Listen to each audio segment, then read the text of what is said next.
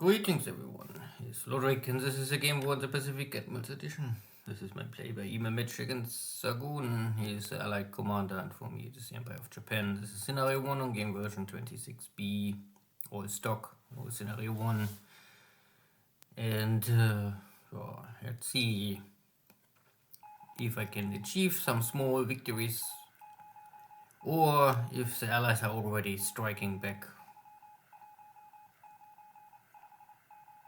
April, I would still guess, is more in favor for Japanese side, but latest in May, June, this will soon shift. And Allies numbers are simply increasing. More and more air power, more and more ground forces will take part here in this campaign. And for me, it will simply be hard to maintain any thrust to the road of victory. But I can maybe still achieve a victory ratio of 5-1 and then hope I can hold this a little longer. So the night was so far quiet, no battle, no clash.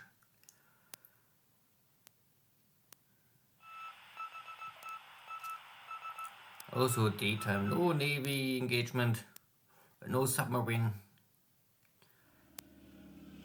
These are my carriers at Jaffna, Ceylon getting detected by navy search. Okay. Then I sweep here some locations where I want later strike. Oh, my ground attacks. Snow cap. Changsha is also empty. Here's my ground attack, not really powerful, but at least I can slow down the enemy. Tenet Crete. This looks a little more successful. Most of the Australian units are already disabled.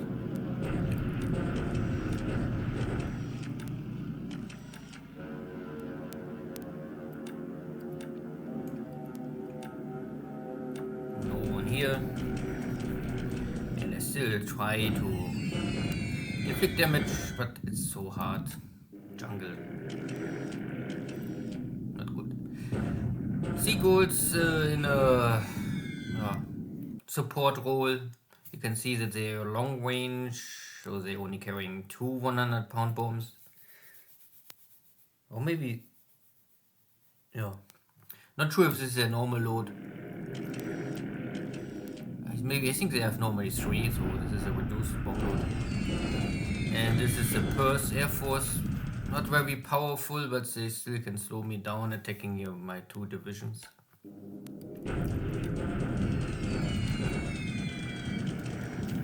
And my flag is not able to really hurt them. Unluckily, I have a flag regiment with my units because I don't really like a long range cap.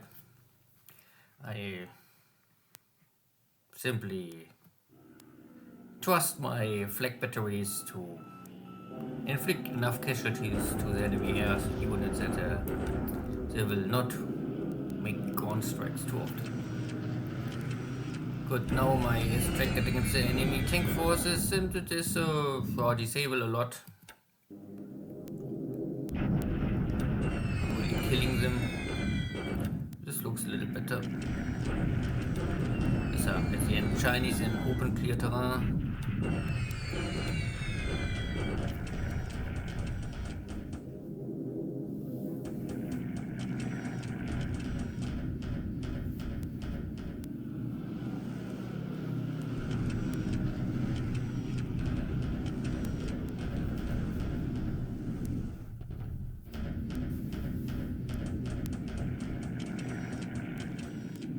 And of course recon pictures. Both sides like to make pictures and see how the enemy positions are, and maybe react to this. But so far the front line of Burma, India is quiet and cold. No activities from both sides.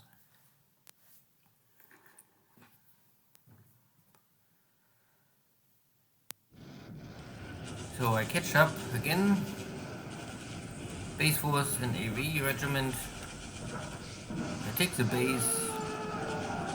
And today both units, after many lost battles, they giving up. Finally. So before they can retreat to the desert, we catch them and it's over now. This is only bombardment, but now I'm digged in the mountains and I have my guns, so I can start now this non-stop bombardments. I have enough supplies, I can bombard here non-stop. It's not really to inflict damage, but it will dry out the Chinese. And yeah, I don't know if I can really break through, but this will make sure there's no enemy counterattack possible. Without supplies, you cannot really attack. Good, so the infantry attacks. I take down the fort, but I cannot achieve a victory because mainly my attack value is dropping by half, and the British are getting a bit of support. This is mainly related because this is active AV, but also your support units will take part of the battle. And this fortress unit, I think, have 200 support units. So this 200 support units will create this calculated AV. This is my full division attacking here. But this is a normal attack, no shock attack. If I know the enemy was so weak, I would maybe do a shock attack. But at least I can damage and destroy a lot of equipment again. Blindwing as bombardment. Okay. And here the side battle.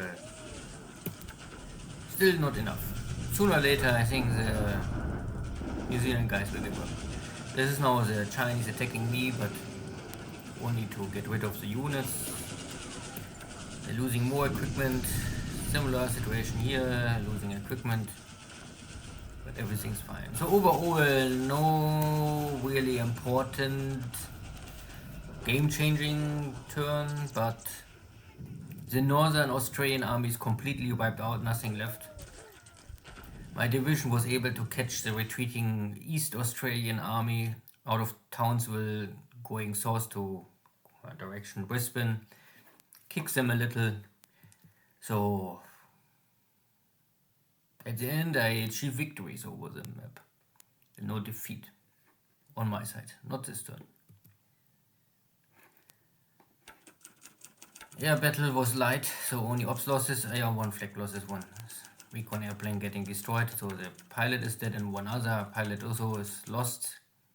No sounds of any ship sinking, so all fine.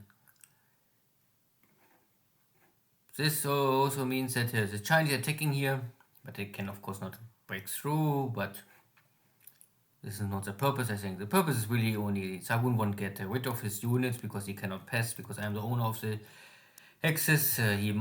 He cannot walk, he must attack. So no real situation change. The Chinese are retreating, are waiting for the right moment to attack, but not today. Again, Burma, he has nothing, not even, only scouting, we only making pictures each other. But I don't want to start here any air war because I don't really attempt here invasion, at least not these days. The infantry attacks, but was not able to overcome the defender, but maybe tomorrow. Now the fort is down. The rest of my units are preparing for the assault on Colombo. Nothing really more here. My tanks are resting in Sabang. I took the base.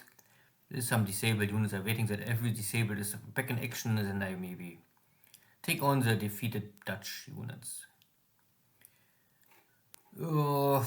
Nothing really else happening here. I must take on the Space Force, but this is easy going. Tended Crete was a success, so now all units are defeated. I am the owner of the Hex.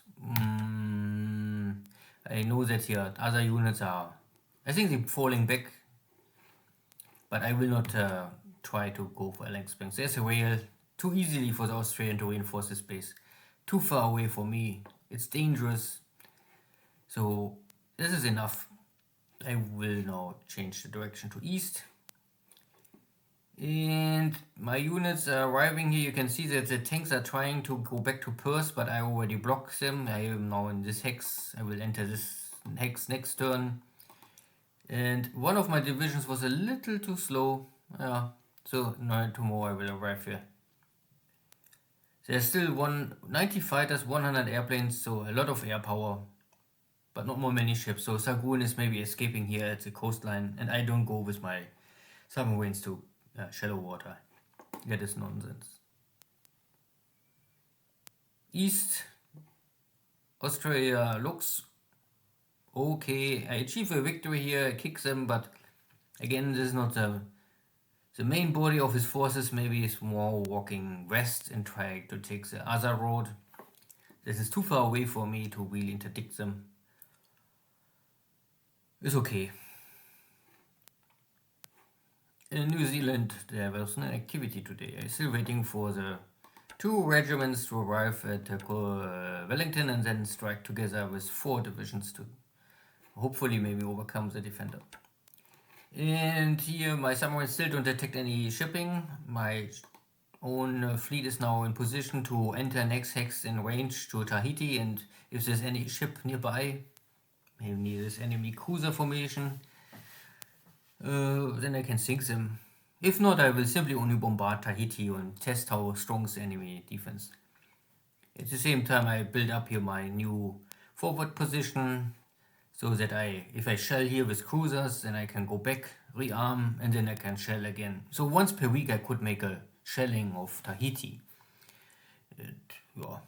The question is only, this consumes of course my supplies, and if this bombardment will have more damage impact on the allies, then I consume these supplies. At the end of my supply line, I mean, I'm here now official 104 hexes away from my production supply lines. Because I ship everything out of Tokyo, I need to ship supplies over 100 hexes to this base. And of course I will not ship directly to this base, I ship first to Nomaya or other locations, so the supply chain is even longer than 104, more like 120 or 30. Good, then see you next time, take care, bye bye.